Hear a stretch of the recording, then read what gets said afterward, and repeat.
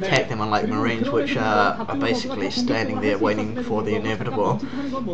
And it looks like Boxer has taken expansion at the 11 o'clock, but Baxter has definitely scouted this and he'll know what's going on, and I think he's sending out some troops, or he's sending out something in that direction.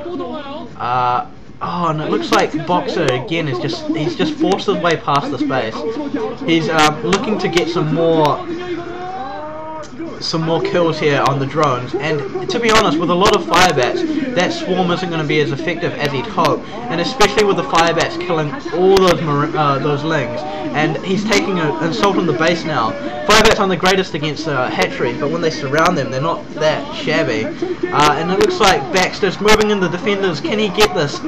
Boxer's just plowed down that hatchery, and that is a huge blow to the Zerg. The Zerg's back to 3 bases. Boxer and Baxter on equal bases now, and Boxer showing his great multitasking now. He's just attacking at this expansion that's only just come up. He hasn't actually been mining at this for long, Baxter, so he hasn't got as big an advantage as I thought he did.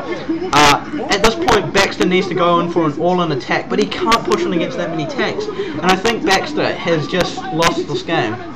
Baxter has lost this game because Boxer has managed to keep down the expansions. He's lost his troops, but he's only lost the expendable ones, and mines are just great against lurkers. I love watching lurkers run into mines. It's one of the most enjoyable things for a Terran player, especially because lurkers are just so strong otherwise. And we got Baxter. He has pushed in for this all-in, but those lurkers aren't long for life, and at this point the tanks are just going to keep moving back.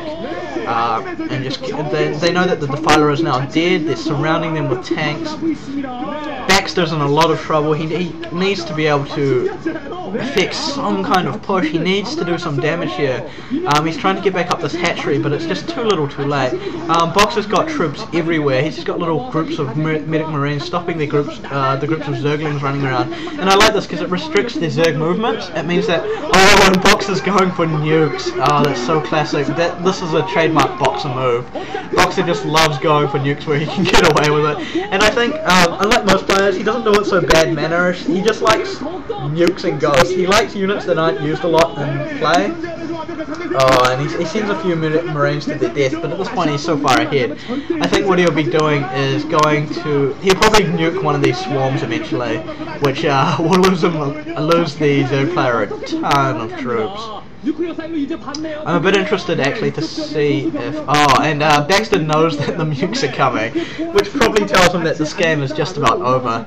He's already kind of regretting his decision so far in this game. And I think, honestly, like, Boxer has played well, but Baxter's lack of skill and lack of experience are what's really attributed this loss. I think most strong players, especially someone like Jadong, would have been able to win from this situation, but unfortunately a player like Baxter, who's probably he's a bit starstruck because he's playing against such a big name player, especially like the name and voice of Kesper really, and like the reason that esports is as big as it is because Baxter has contributed so much to this. Anyway, I need to stop talking about Box and going on about this match. A beautiful play there by Baxter. I've got to give him credit for that, and he's definitely hurt that medic marine force, which it looks like it's just working on countering, but Lings are just so good against plague units. One hit kills, they're just running in. Baxter did get some lurkers in there, but I think their damage was quite minimalized. He's killed the nuclear silo, and I think Boxer might have been a bit early in his celebrations to go straight for the nuclear silo. One thing I like about Plague is that it perfectly counters stim. Terran units that can't stim are just a joke, and if you're Plagued you can't stim, you get that dreaded not enough life remaining, and it also drains the heck out of medic mana, which is another plus side of the build, though it's equally effective against mech. Plague is really just one of those all-round great spells, great against Protoss, great against Terran, and great against other Zerg. It isn't as strong against, obviously, Protoss Archons, for instance, but it's strong against Zealots and Dragoons. I mean, you lose half your life, and they just have so much life that to lose half of their life is incredibly painful, especially when the rest is just shields, which means every unit's super effective against them, essentially. I'm not sure if Baxter's tried to take another expansion, because he really needs a 4th right now, especially with Boxer more or less sitting happy on 3.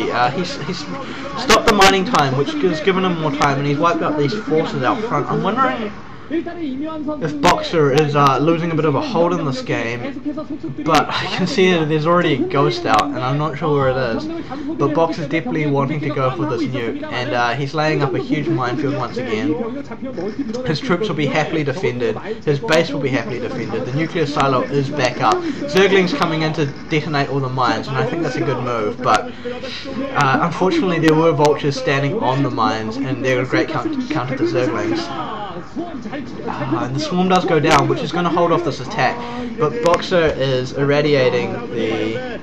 Oh, and I like this move, because Baxter's only got Hydra, he actually suffers from this as well, the 100% miss rate, which means that the Firebats and the swarm are actually more effective against Hydralisk, and he's pushing into the main now. He's right up at the hive, and I think this is one of the poor places to put the hive, because once they attack, if you don't have any defenses there, the hive goes down, you lose your expansion and your hive, and it is over at that point. Boxer doesn't look like he's meeting any resistance in the main. His ghost is just kind of meandering around. I think he'll tidy up this, but then in comes the nuke. So Boxer is definitely going to use a nuke. I wonder if he'll be able to, he's not going to be able to see this either. I think he's going to get a ton of economic damage here if he can pull this off. If nothing else in the form of the eggs and the defiler mound. I don't think you can see it either. Oh, that dot is so perfectly on the defiler mound. The units are trying to flee now. I think most of them will get away in time, but he doesn't actually get a lot of damage done, because more of those buildings had enough life to live through the explosion, and so they would have only taken 2/3 damage. So the way nukes work is they either do 500 damage or they do 2/3 of the unit's hit points, which is why the maximum hit points. And Baxter GG's, he knows it's over, he can't get enough minerals. Great game by Boxer, poor game by Baxter. I think he's got some skills, but he needs to work on his execution. Baxter probably... I think he'll go back to the drawing board and just think about what he's done. He'll look back at this game and see a few mistakes that he's made, and he'll come back stronger than ever. And I'm hoping to see good things from Boxer in the future too. That's it from me, Mustard. Thanks for watching. GG.